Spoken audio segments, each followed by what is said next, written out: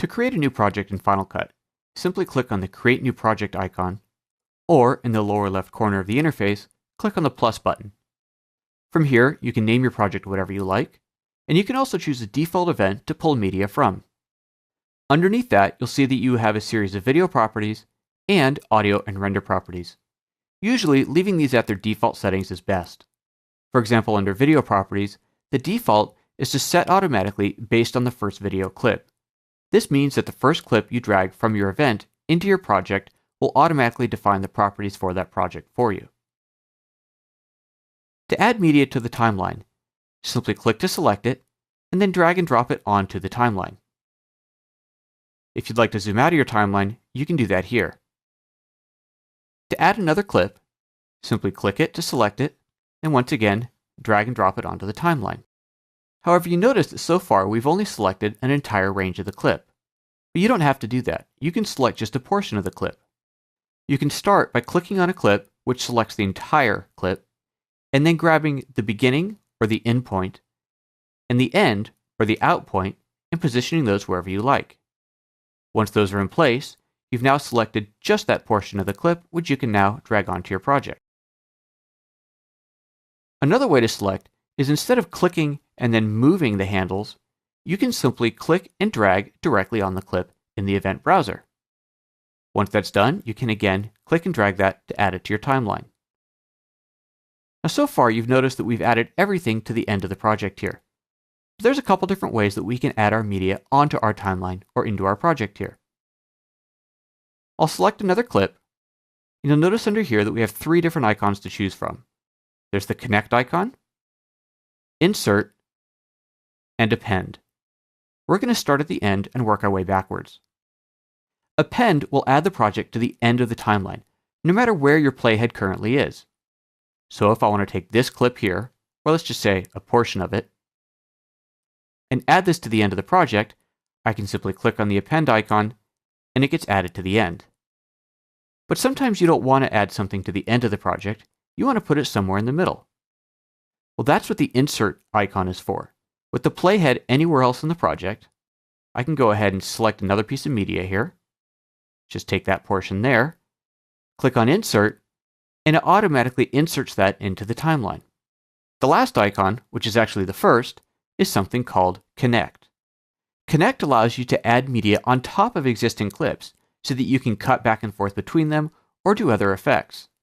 But the great thing about Connect is it actually connects a clip to the main storyline and then keeps it in place as you move other media around. Let me show you what I mean. I'll grab another piece of media here. Let's say this portion here. And I'm going to position the playhead right about there, and then click on Connect. Notice that it's added a small clip above the main clip of the main storyline. Let's go ahead and scroll down so we can see a little bit more of what's going on here.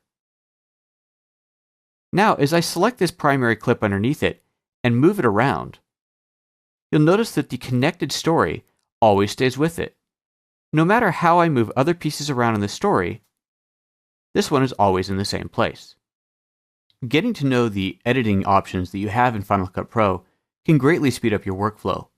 You don't actually have to know these because Final Cut Pro makes it very easy to move footage around in the timeline. However, if you do get to learn them, then you will find your editing workflow speeds up quite a bit. Once you get started in building your project in Final Cut Pro, you'll quickly realize that you need to do more than simply grab clips and move them around the timeline.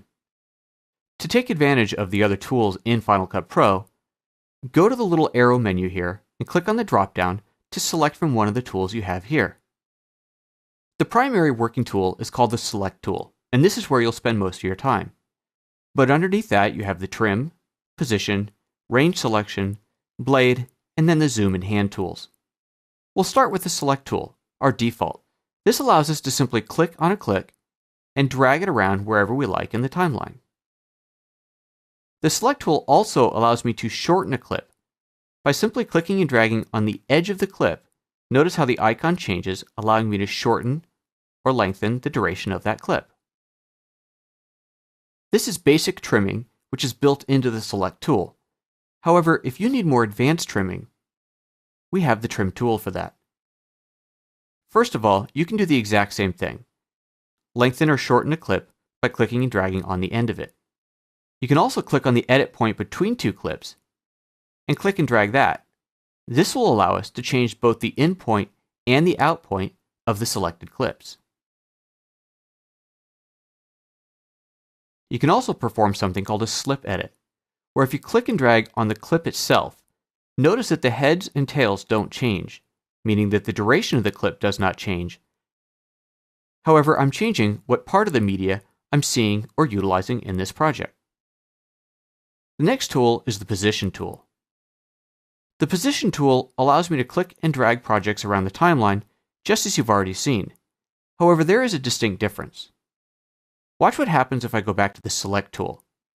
If I click on this clip here and click and drag it to the end of the timeline, notice how the gap is automatically closed up in between them. However, if I go to the Position tool and I click and drag on a clip and move it to the end of the timeline, notice that the gap does not close up. That gap is now left in place. There may be times where you want to move footage around but not change the timing of the project, and this allows you to do that. Of course, you do have a blank space in your project here that you will need to take care of at some point. The next tool is the Range Selection tool. This allows me to select just a portion of a clip that's already on the timeline. That way, if I wanted to apply a speed effect or a color effect or anything else, I could select exactly the portion of the clip that I want to apply that to. Next up, you have the Blade tool. This allows me to take an existing clip and cut it into pieces. So if I wanted to rearrange part of it, for example like so, I can easily do that.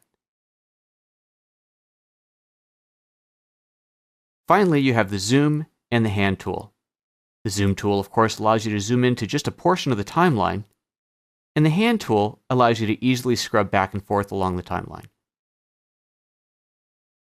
You'll spend most of your time in the Select tool, and learning keyboard shortcuts like Shift-Z to zoom out and see the entire project can save you a lot of time navigating your project.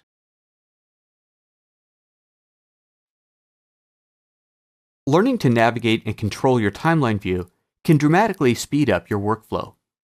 Let's take a look at some of the options that we have. To start, down in the bottom right corner, you'll see a magnifying glass zooming in and out of your project. So you can zoom out to see the whole thing, or zoom in to get a closer up view. Next to that, you'll see a switch. If you open that switch, you'll have a couple of options here.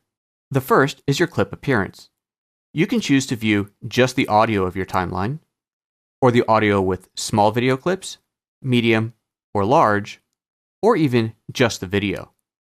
You can also choose to view your timeline in a more traditional, simplified manner. It's nice to be able to switch between these depending on what portion of your project you're working on. Are you focusing primarily on the audio, the video, or both? Depending on the size of your screen, if you have the real estate, you can increase your clip height as well. This will give you a much larger clip to work with, which may make it easier to find exactly the portion of the timeline that you're looking for. Learning the keyboard shortcuts can be a huge time saver. The most common ones are Shift-Z, which zooms out to see your entire timeline, and then Command+ to zoom into the timeline, and Command- to zoom out of it. Notice that the timeline always zooms in to wherever the playhead is. So as I move the playhead and then hit Command+ to zoom in, or Command- to zoom out, the playhead always stays in view. And again, no matter where you are, if you hit Shift-Z, you'll immediately zoom out or zoom in to see the entire timeline. As your video projects get more and more complex, the ability to change how they look on the timeline will become quite handy.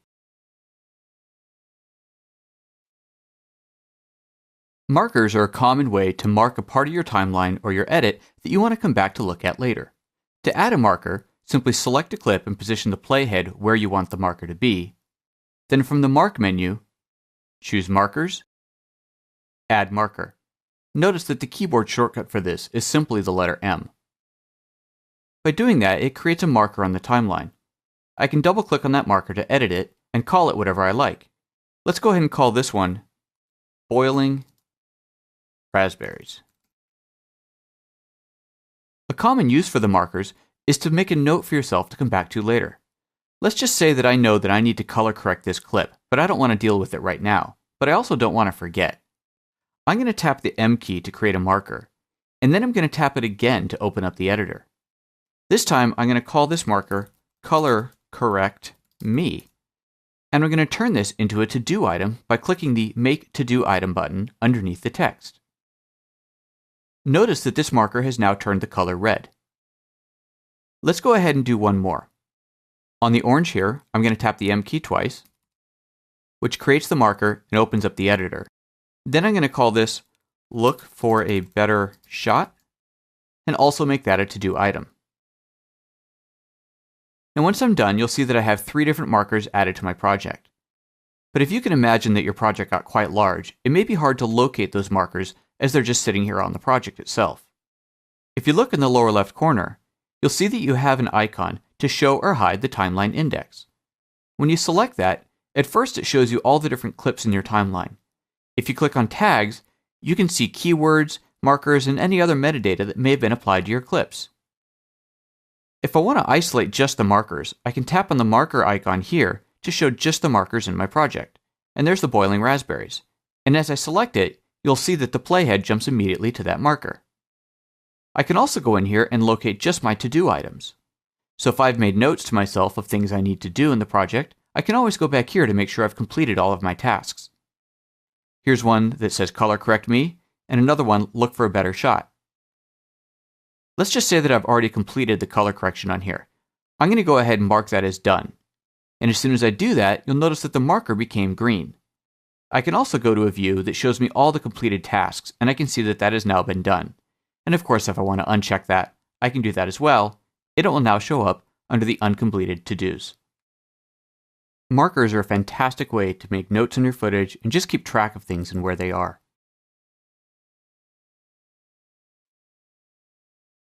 When it comes time to play your project, you have a few different options.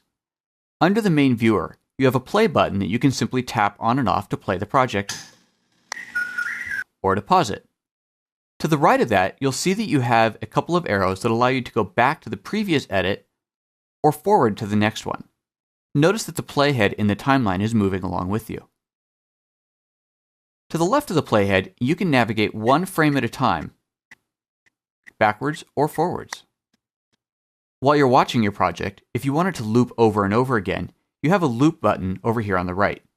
As you toggle that on and off, it'll allow you to play the entire project over and over again, or just play to the end and then stop. And once you're ready to see your project in full screen, you can simply click on the full screen icon.